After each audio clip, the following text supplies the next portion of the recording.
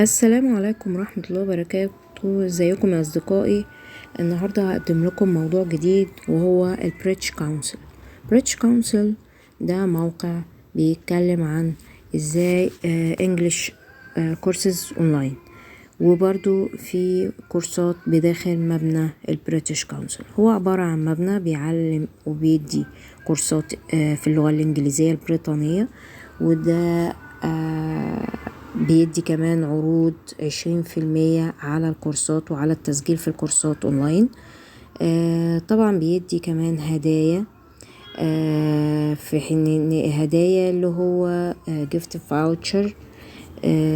ده اول ما بتتواصل معاهم. طيب تعالوا نبص على الموقع نظرة سريعة.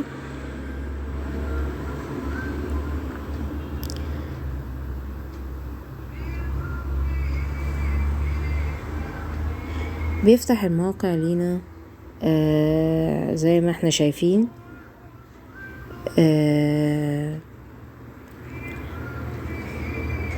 في دروس مباشرة على الانترنت، وفي فصول جماعية صغيرة او فصول فردية، وطبعا اللغة الانجليزية متوفرة 24 ساعة 7 ساعات منهم.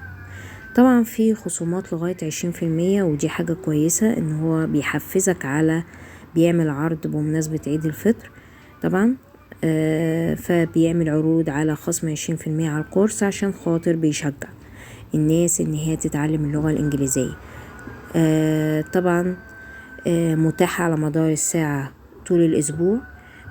في معلمين خبراء من المجلس القومي للثقافة البريطاني، مواضيع مخصصة لاحتياجاتك اللي انت محتاجها.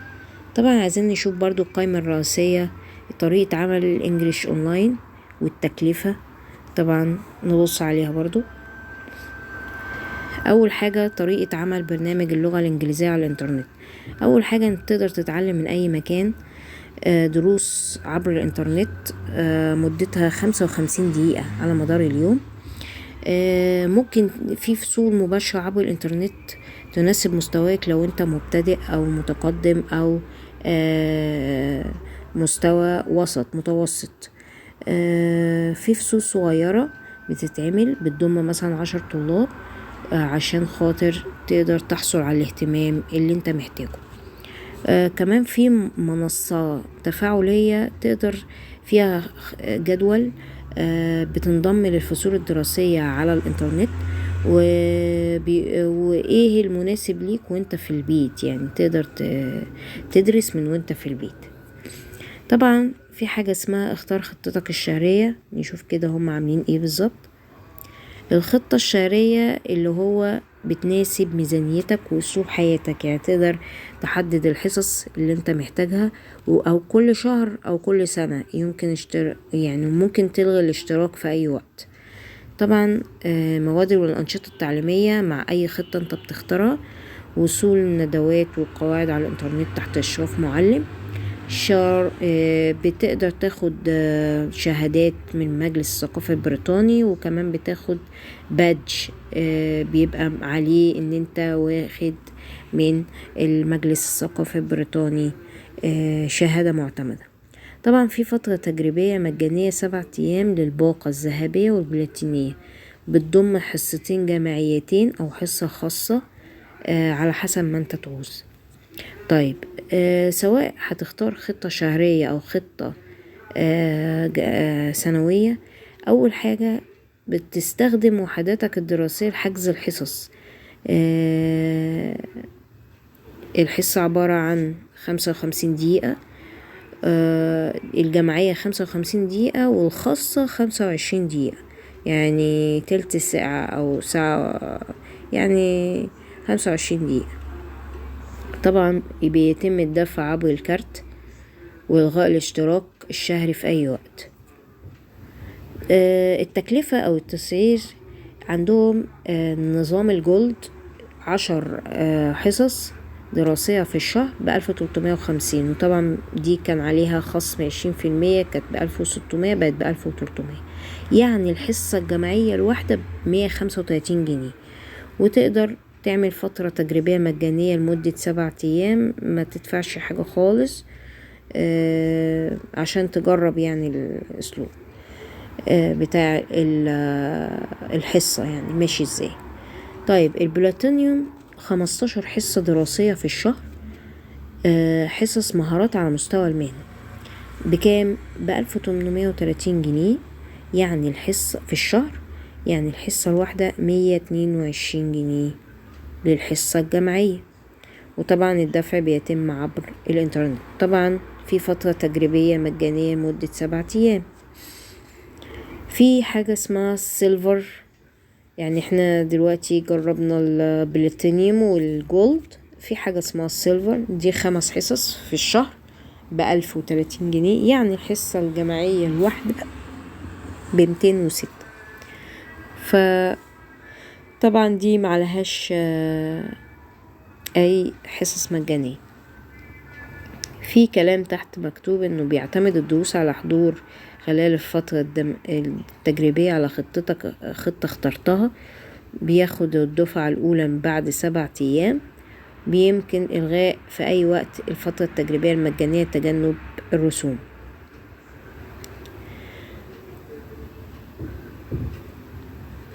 ايه برنامج اللغة الإنجليزية؟ طبعا في فيديو تعريفي على الإنترنت بيوضح لك بيوضح لك ازاي بتتعامل على الموقع.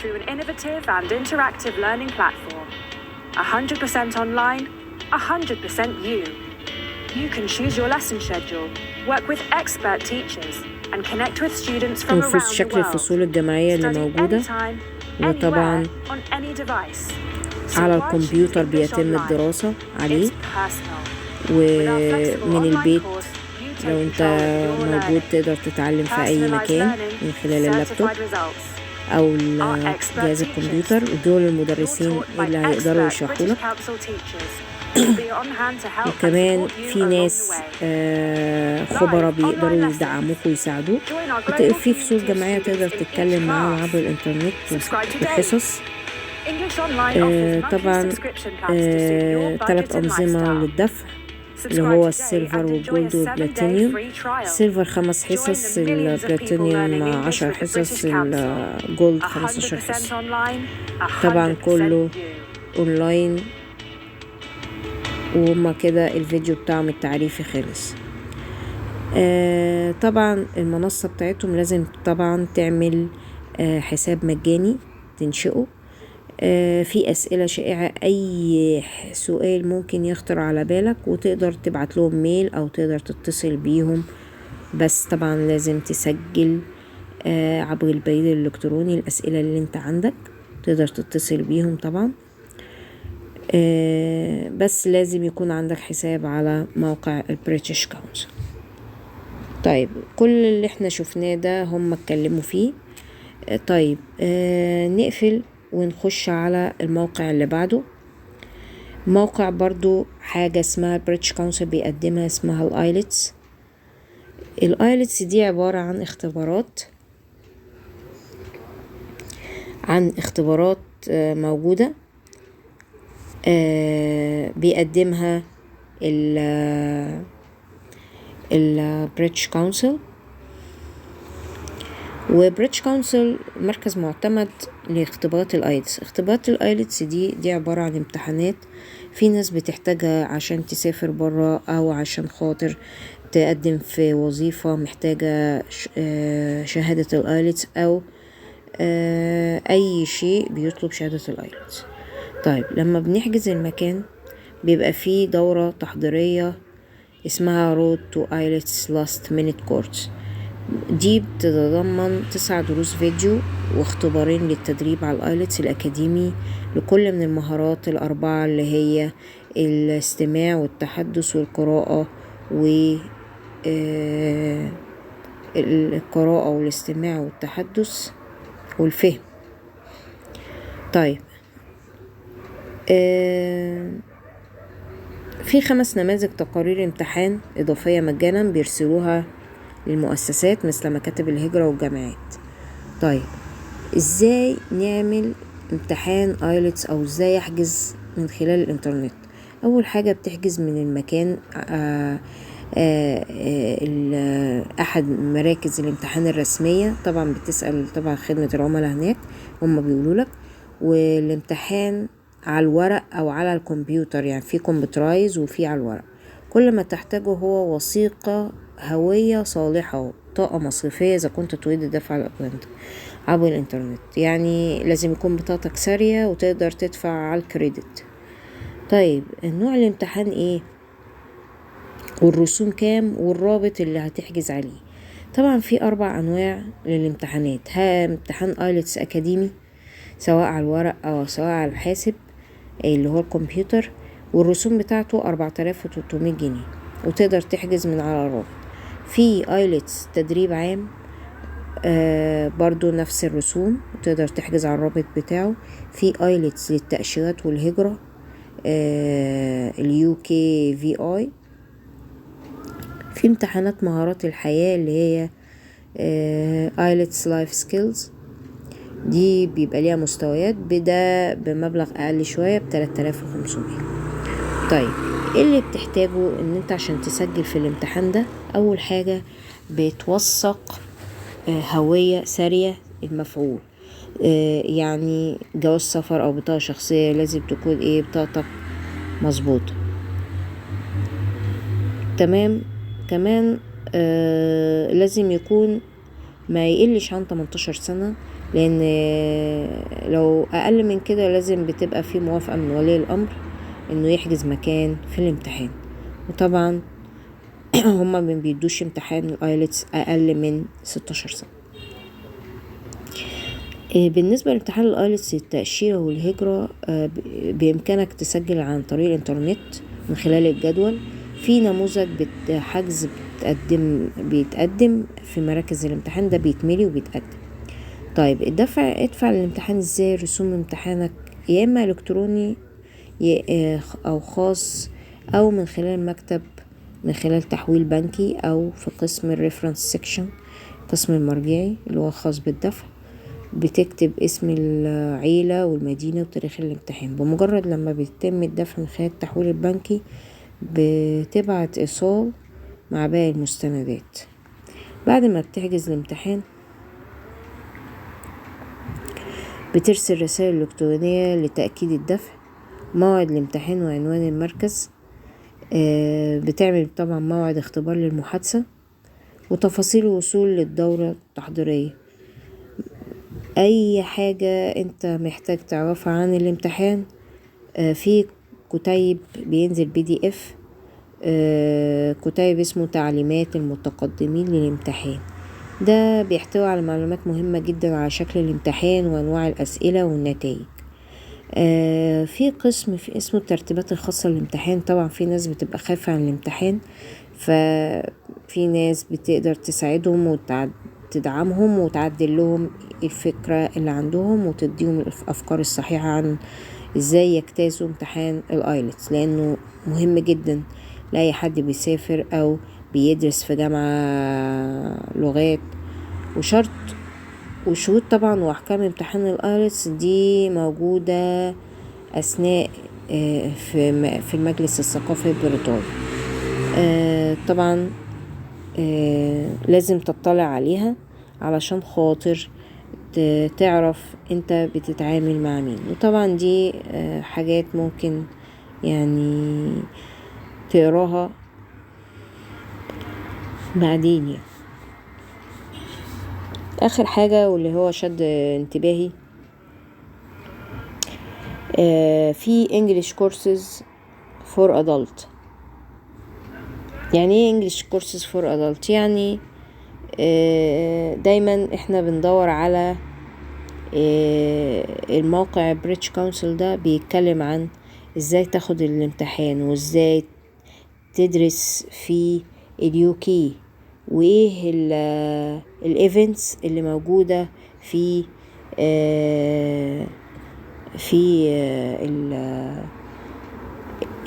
البريتش كونسل. طبعا بيقدموا تقدر يعني تدور على الحاجات دي عن طريق الفيسبوك بتاع البريتش كونسل.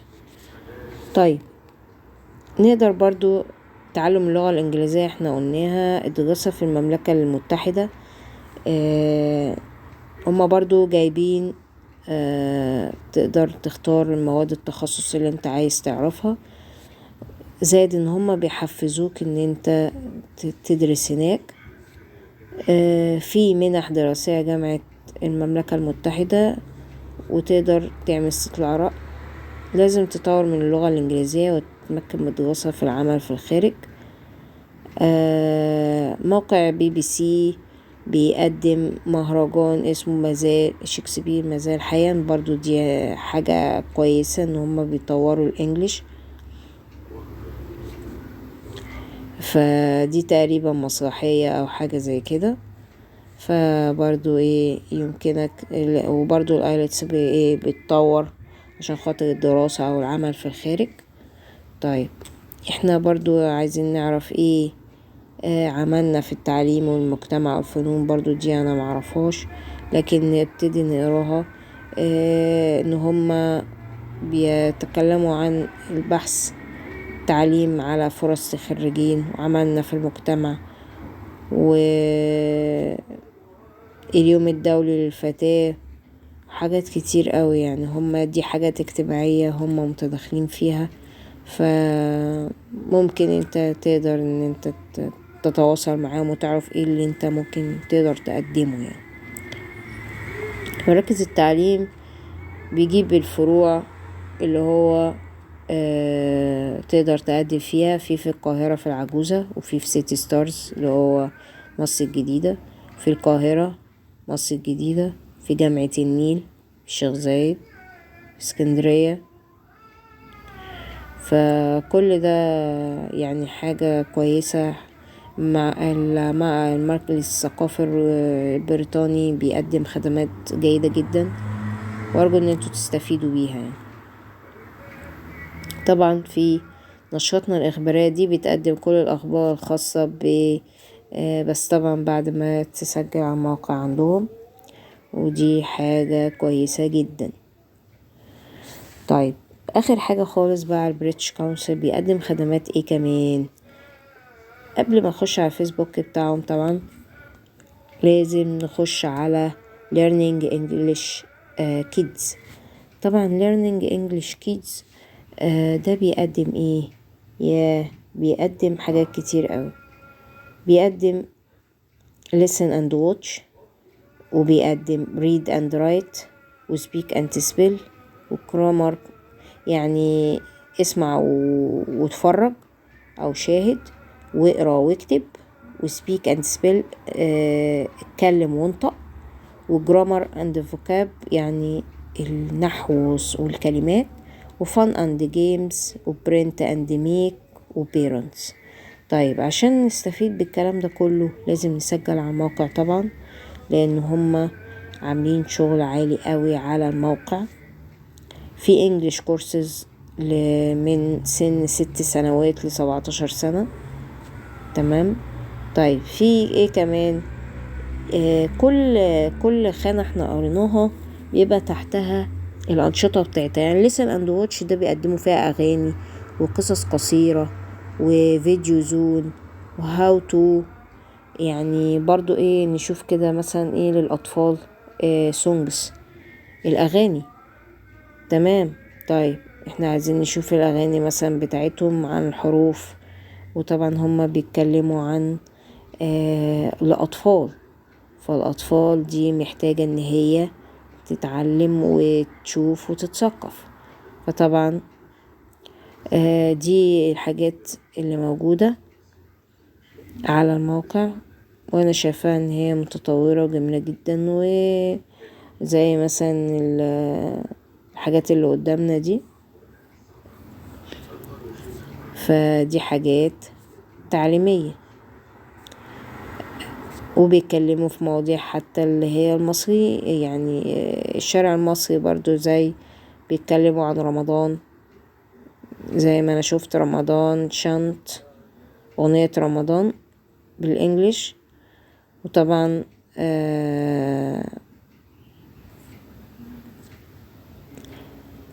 دي قصص كلها قدامنا، زي يعني حاجات كتير قوي.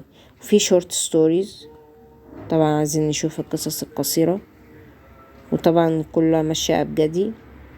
يعني دي قصص قدامنا اهي، طبعا دي قصص قدامنا كتير قوي، ممكن نقراها لأولادنا زي ما احنا شايفين. لا، حاجات مشرفة بصراحة. بومز طبعا أشعار، احنا يعني بنعودهم ان هم يبقوا عندهم مهارة الفن ومهارة اللعب ومهارة القراءة ومهارة الشعر ويغنوا والشعر.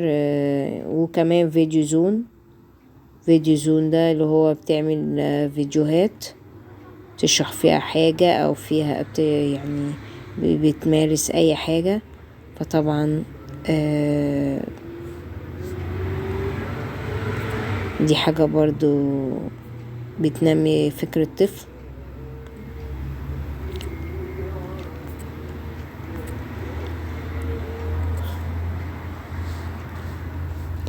how to فيديو، يعني مثلا عايزين يشرحوا حاجة معينة فيعملوا فيديو على شرحها. اول حاجة مثلا ازاي تغسل سنانك، وهم طبعا عملوا فيديو على غسل السنان، فنيجي نشوف كده.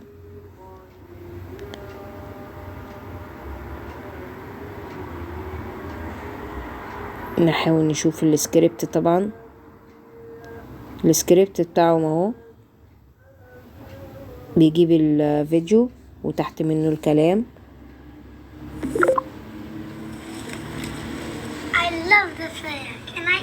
زي ما احنا شايفين. Of course, but brush your teeth really well afterwards. Do I have to? Yes, taking care of your teeth is really important. We need them to eat, talk, and smile. Today, we're going to show you how to brush your teeth properly. Let's do it! فطبعا دي حاجة كويسة، يعني ده بيشرح. So, what do we need? We need a toothbrush, toothpaste, and the most important part, your teeth. Before we start, do you know what happens if we don't brush our teeth properly? No. فطبعا Something دي called حاجة plaque. ممتازة جدا ان هو يجيب لك الفيديو وكمان الكلام اللي اتقال بين الطفلين عشان خاطر ينمي عنده انه ايه يسمع وفي نفس الوقت يشوف الكلام ويفهم. وفي طبعا حاجة اسمها جيم دي يعني الكلام اللي هو اتقال فوق وشفته في الفيديو وسمعته تقدر تختار وتكمل من بين الجمل. هنا كمان دوكيومنت، تقدر تطبع الكلام ده في ورقة، تقدر تطبع الأسئلة اللي هي كانت في الفيديو، وتقدر تطبع الإجابات. فدي حاجة ممتازة جدا. في ديسكشن اللي هو مناقشة، يقعد يسألك اسألنا كده، اتكلمنا عن الموضوع اللي اتكلم عليه. وفي تاجز لو انت حابب ان انت تقول يعني. طبعا ده جزء من الأجزاء الكتير قوي اللي هو read and write. طبعا في مجازين، في مجلات برضو، نشوف المجلات دي انظامها.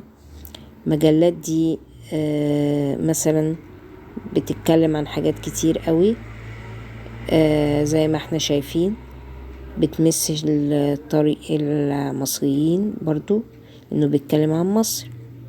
فحاجات وحاجات يعني ايه كل الثقافات. طيب دي عبارة عن مجلات، عبارة عن مجلات. ندوس كده نيو يير مثلا، نيو يير،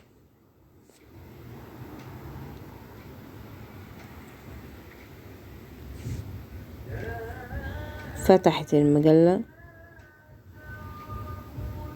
تمام، دي المجلة، دي المجلة. طيب ادي اللعبة عليها، ودي الورك شيت اللي هو الكتابة طبعا، والدسكشن عادي يعني احتفال عادي. طيب زي ما احنا واضح قدامنا في تصنيفات وتفريعات كتير قوي.